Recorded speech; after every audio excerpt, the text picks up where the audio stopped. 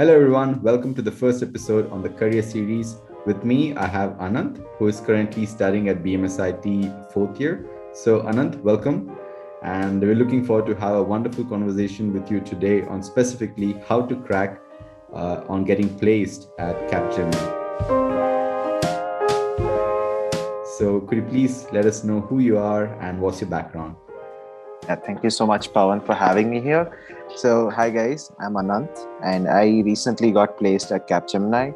So, I'm currently in my fourth year, as Pawan introduced me. I am a part of the Information Science Department at BMSIT Bangalore, and my placement season began in the month of August, and I got 3 offers so far. So, the first offer was from Cognizant, the second offer was from Capgemini, and again, Capgemini gave me an opportunity to upgrade to a higher CTC. So right now I have accepted the Capgemini offer and I will be joining full-time in the month of August next year. So Anand, please describe to us what was the approach towards placement and how it is organized at BMSIT and what you would be recommending to fellow students who would be looking into placements in the coming years. All right. So BMSIT, like most other colleges, has placements which have been going on for many, many years to come. So like at BMSIT, we have every student who sits for placements can take 2 offers at the maximum. So what happens is, for the first step in the process is that a company visits the college and they will take registrations if the students meet the eligibility criteria. Post that, you will have either a technical assessment or a coding assessment or any of these random assessments just to understand more on whether you are technically competent or not. Post that, we'll have either a technical interview or a bunch of technical interviews or just HR interviews. And once you clear all of these rounds, you'll have maybe like a HR call for some companies, and then you'll finally get your letter of intent. After that, you'll get your offer letter just before maybe like a month before your internship or before you join full-time as well.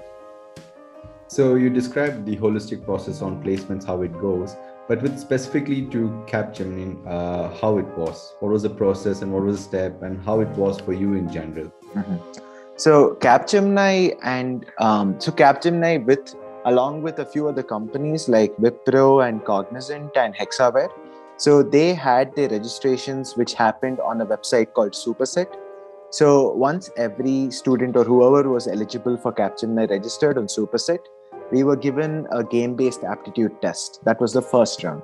So in the first round, we had like about 5 to 6 games, which tested more of your memory power and how well you could like remember things and how well you could think really fast and answer the questions provided. And it was mainly focused on that. There was nothing too technical over there. Now, the second round which happened was the interviews. Now, many people, for me particularly, I was assigned an interview. So for some people, they were given technical interviews, but in my case particularly, I was assigned the HR interview. So in my HR interview, I was asked generic HR questions like, are you a team player or do you like to work individually? Why would you want to work with our company? And like just introduction. And it lasted for all of about 5 to 10 minutes maximum. So once I cleared the HR interview, my interviewer told me that I will be assigned to the business unit.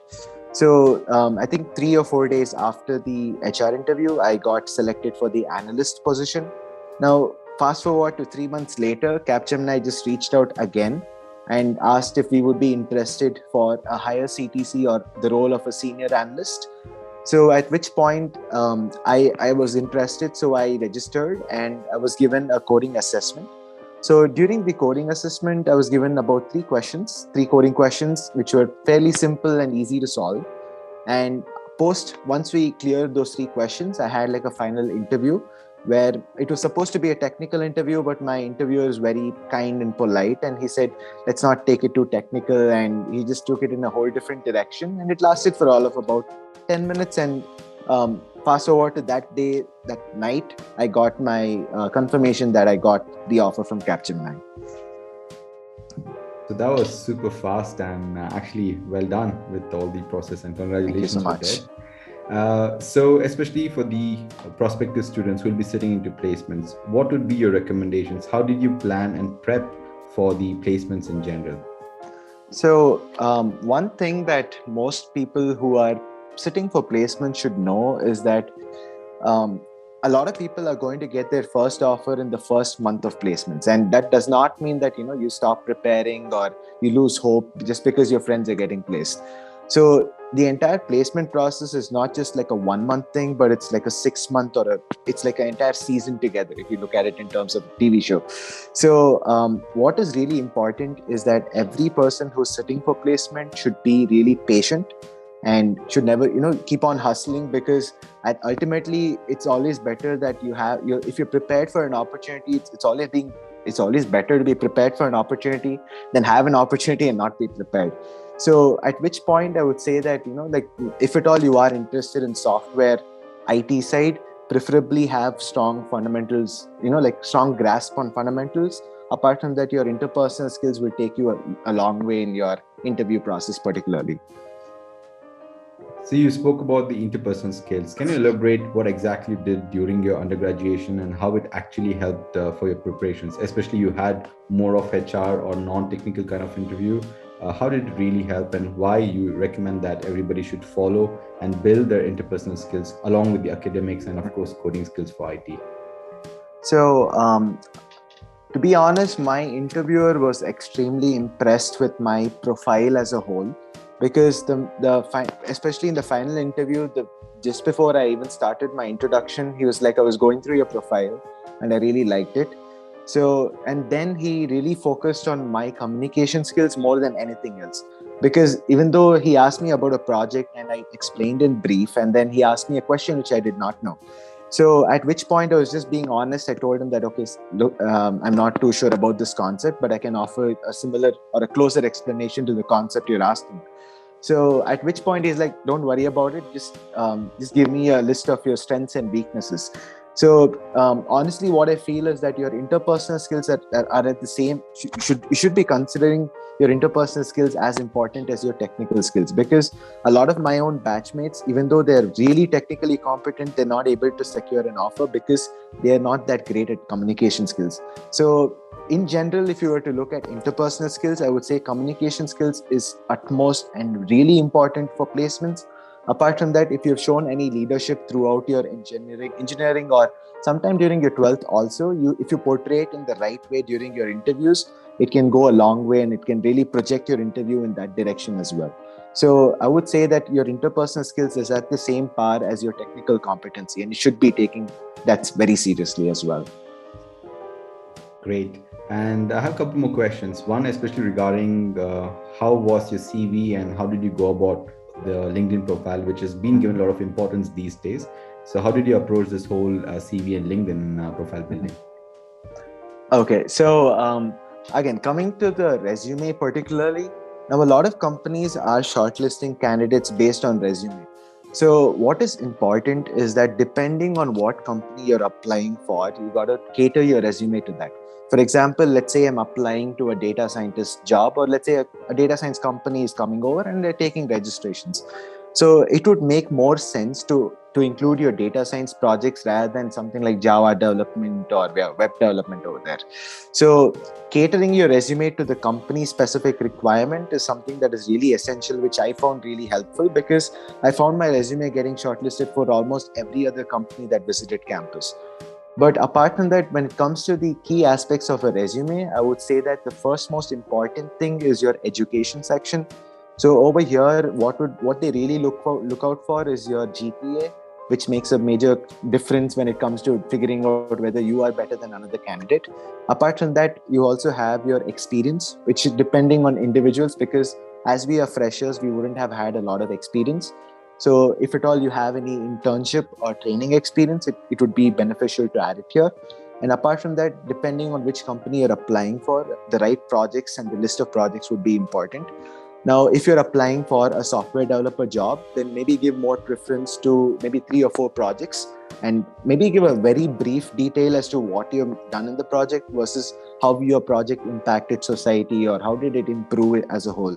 So after that, we had what I included was my extracurricular section, because I was more keen on portraying myself as an extracurricular person. So I had about 4 or 5 activities that I represented in very short bullets so that I could speak about it in my interview. And finally, I had my skills section, which just portrayed me being brutally honest that I'm well versed in a certain set of technologies and tools. Because another place where recruiters or interviewers normally catch candidates is in the skills section, because a lot of people and a lot of my own batchmates have lied about their skills and they put out random skill sets and they get caught in the interview. So it's really important that people be brutally honest when it comes to the skills section so that it becomes easier and it's a seamless experience as a whole. Great. Thank you for that. And I definitely agree with that, that no one should really lie and have to be completely honest about it, because it's not about getting a job, it also shows about how ethical are you as a person. And this is very important, especially if you're going into the corporate world. Of course, it is also important while you're studying. I have last question for you. Is like, how do you see yourself growing in Capgemini moving forward? So this was one of the questions I was asked in my interview finally, because my interviewer was like, you would have definitely received multiple offers at different companies. So why would you want to join Capgemini? And I had thought of a proper structured answer. And the reasons I mentioned were, the first thing is that Capgemini right now is leading the entire market in terms of the clientele which they have. And they work in different industries. For example, consultancy, financial services, and banking, and a lot of other domains which they're very prevalent. So for me as an individual, I really look forward to working in the consulting domain, or something that I would like to do in the future is product management. So consulting comes along the same lines as product management, and they have different product teams at Capgemini as well. So one more thing which I found really intriguing about Capgemini is that even though you come from a technical background, they do assign you to the business side as well. So that was something that really got to me, and was it really motivated me to join Capgemini. So I see myself growing in a really vertical direction, and accordingly move across different domains as per the requirements of the company as well.